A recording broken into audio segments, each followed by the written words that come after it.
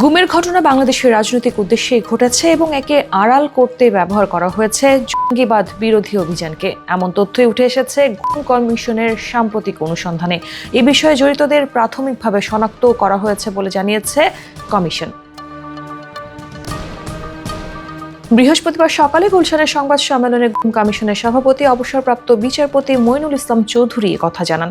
গুম কমিশনের অনুসন্ধানে দেখা গেছে 1850টি অভিযোগের মধ্যে 253টি প্রকৃত গুমের প্রমাণ মিলেছে। বিচারপতি মইনুল ইসলাম চৌধুরী জানান, এসব ঘটনা ছিল রাজনৈতিকভাবে পরিকল্পিত ও প্রাতিষ্ঠানিক দমন পীড়নের অংশ, যার আড়ালে জঙ্গি বিরোধী অভিযানকে ঢাল হিসেবে ব্যবহার করা হয়েছে। তিনি বলেন, এ ধরনের গুমের মাধ্যমে ইসলামী উগ্রবাদের হুমকি দেখিয়ে রাজনৈতিক ক্ষমতা কেন্দ্রীভূত করা, আন্তর্জাতিক স্বীকৃতি আদায় এবং শাসন দীর্ঘায়নের অপপ্রয়াস চালানো হয়েছে। ভুক্তভোগীরা ছিলেন শিক্ষার্থী, সাংবাদিক, চিকিৎসক, প্রকৌশলী সহ নানা পেশার মানুষ।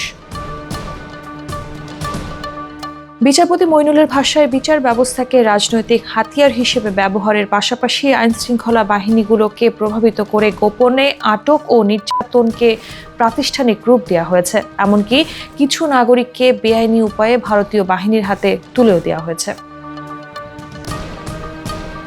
কমিশনের ভাষ্যে, এটি কোনো বিচ্ছিন্ন ঘটনা নয়, বরং রাষ্ট্রীয় সন্ত্রাসের ধারাবাহিক কৌশল। বিরোধী প্রচারকে ব্যবহার করা হয়েছে রাজনৈতিক শত্রু দমন ও ভয়ভীতি প্রদর্শনের উপকরণ হিসেবে। কমিশনের তথ্য মতে অভিযোগগুলোর 81% জীবিত ভুক্তভোগী এবং 19% নিখোঁজদের ঘিরে। 12 জন নিখোঁজের ক্ষেত্রে জড়িতদের প্রাথমিকভাবে শনাক্ত করা গেলেও তদন্ত চলমান থাকায় বিস্তারিত জানানো হয়নি। তদন্তের বিলম্বের কারণ হিসেবে পুরনো তথ্য ও কল লিস্টের অভাবকে দায়ী করে কমিশন জানায়, সব প্রতিবন্ধকতা সত্ত্বেও তারা আন্তরিকতার সঙ্গে অনুসন্ধান চালিয়ে যাচ্ছে। গুমের ঘটনায় র্যাব সবচেয়ে বেশি জড়িত বলে জানানো হয়। পাশাপাশি কিছু ভারতীয় গোয়েন্দা সংস্থার সংশ্লিষ্টতার প্রমাণও পেয়েছে কমিশন। বিচারপতি মইনুল বলেন, বাংলাদেশি দায়ীদের বিরুদ্ধে ব্যবস্থা নেওয়া হবে, তবে ভারতীয়দের বিষয়ে আমাদের এখতিয়ার নেই।